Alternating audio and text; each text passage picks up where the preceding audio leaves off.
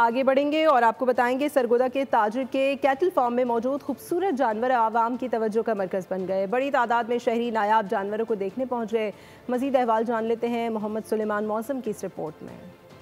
ईद कुर्बा में सिर्फ चंद रोज बाकी, अवाम का सुन्नत इब्राहिमी की पैरवी का जज्बा दीदनी। सरगोधा के ताजिर राना इब्राहिम खान इस साल भी कुर्बानी के लिए नायाब नस्ल के जानवर कैटल फार्म में ले आए। भारी भरकम जानवर खूबसूरती में अपनी मिसाल आप। फैमिलीज बड़ी तादाद में जानवर देखने पहुँच गयी और ये हमारे शो को देखने के लिए अवाम, बच्चे, बूढ़े, जवान सब जो है ना ये देखने के लिए आते हैं। तो ये जज्बा इंशाल्लाह हमारा हर साल ऐसे ही रहता है और हम इंशाल्लाह ऐसे ही अल्लाह की राह में ये जानवर जो है ना कुर्बान करते रहेंगे।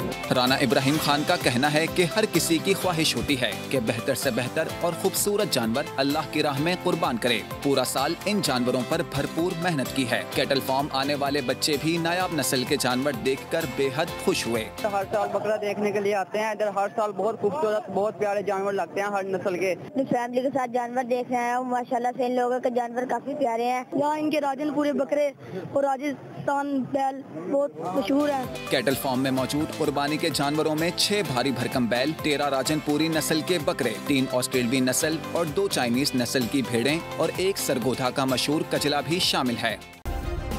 सब्सक्राइब करें और बेल दबाएं ताकि कोई खबर रह न जाए।